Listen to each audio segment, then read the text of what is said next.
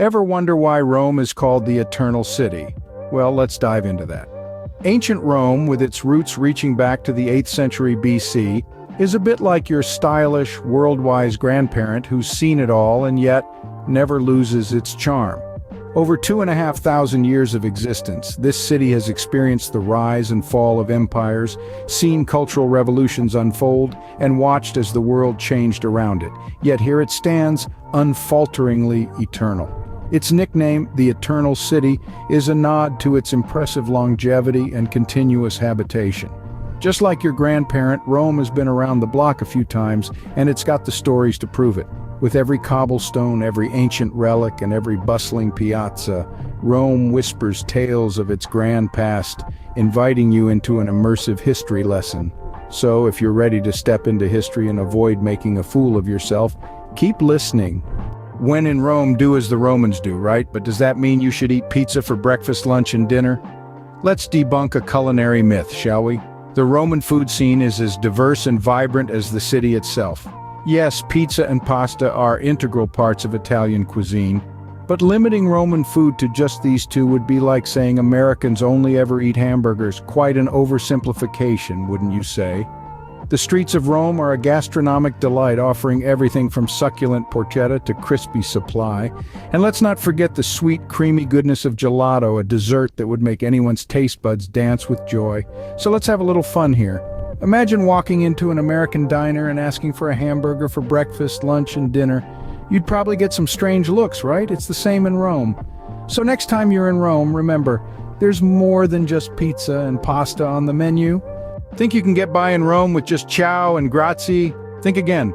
Rome, the city of love, of history, of pasta, and yes, a language that's music to the ears. But let's face it, while Italian might sound romantic and captivating, it's not always the easiest to grasp, especially when you're navigating the bustling streets of this ancient city. Many a traveler has stepped onto Roman soil, confident that their handful of Italian phrases will see them through. And many have been met with amused smiles or outright laughter from the locals.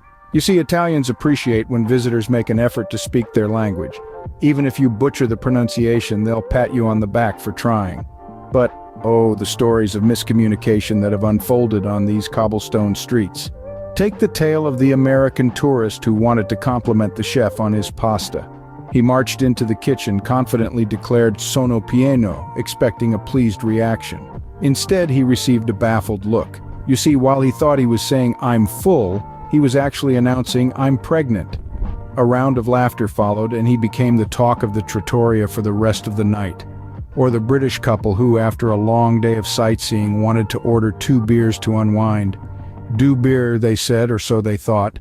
The waiter returned with 2 pears. Yes, pears. Instead of saying beer, they'd asked for pear. Let's just say they got a little more vitamins than they bargained for that evening. So while ciao and grazie might get you through the door, a little more Italian could save you from some rather amusing mix-ups. It's the difference between ordering a delicious plate of spaghetti and accidentally asking for a serving of snails. And trust me, unless you're feeling particularly adventurous, that's a mistake you don't want to make. So brush up on your Italian, or you might end up ordering a plate of snails instead of spaghetti. Ever tried to see all of Rome in a day? Spoiler alert, it doesn't work. You see, Rome, a city rich in history, culture, and architecture, is much like a grand vintage novel. Each corner, each cobblestone, each weather-beaten statue tells a story. It's a narrative woven over centuries and millennia, not a short story to be skimmed. It's like trying to binge-watch a 10-season TV show in a weekend. You might be able to do it, but you'll miss all the nuances, the character development, the plot twists. Imagine rushing past the Colosseum, only half listening to the guide as they recount tales of gladiators and ancient games. You're too busy planning your dash to the Pantheon, but once there you're already worrying about making it to the Vatican. And in this rush, you miss the small, charming details. The tiny gelato shop tucked away in a side alley. The street performer playing a haunting melody on a violin. The sudden view of the city from a hilltop bathed in the golden glow of the setting sun. We've all heard the saying, "When in Rome, do as the Romans do." Well, let me tell you, Romans know how to savor life. They're the masters of la dolce vita, the sweet life. They don't rush. They stroll leisurely through the piazzas, they sip their espresso at the bar, they linger over meals. They take the time to live, to breathe, to experience. So let's take a leaf out of their book. Don't try to conquer Rome in a day. It's a city to be savored, not rushed. If you try to cram too much into a short visit, you'll leave feeling overwhelmed and unsatisfied. You'll have ticked off a list of sights but missed the soul of the city. In Rome, every moment, every sight, every flavor is an experience to be cherished. The Eternal City has stood the test of time, and it's not going anywhere. It'll wait for you. So slow down, take your time.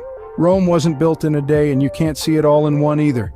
Now, for the moment you've all been waiting for, the top 10 mistakes to avoid in Rome. First up, not validating your train ticket. You might think the ticket in your hand is enough, but nope, not in Rome. It's a ritual here. You must validate the ticket before boarding the train. Remember, when in Rome, do as the Romans do. Second, assuming all water is drinkable. While Rome's fountains flow with potable water, not every water source is your friend. Stick to the fountains with the spouts, they're your hydration buddies. Third, taking a taxi without a meter. Ah, the allure of the unmetered ride. Beware, my friends, it's a trap. Always ensure your taxi has a working meter, or you might be taken for a ride in more ways than one. Fourth, eating near major tourist sites. Sure, the Colosseum is a sight to behold, but the food nearby, not so much. For authentic Roman cuisine, walk a few blocks away. Your taste buds will thank you. Fifth, not wearing comfortable shoes. Rome is a city best explored on foot, and trust me, cobblestones and high heels are not a match made in heaven. Sixth, skipping the siesta. Rome operates on its own time, which includes a mid-afternoon break. Embrace the siesta and join the locals in taking a restful pause. Seventh, expecting everyone to speak English. While many Romans do speak English, it's polite to learn a few Italian phrases. A simple ciao or grazie can go a long way. Eighth, not carrying cash. Though Rome is modern, not all places accept cards. Keep a few euros handy just in case. Ninth, visiting in August. Rome in August is like an oven, plus many locals take their vacations then, so you might find the city a bit deserted. Finally, the 10th mistake, trying to see everything. Rome wasn't built in a day, and you certainly can't see it all in one. Take your time, enjoy the moments, and remember, you can always come back. So there you have it, folks. Avoid these mistakes, and you'll not only survive Rome, but thrive in the Eternal City. Arrivederci.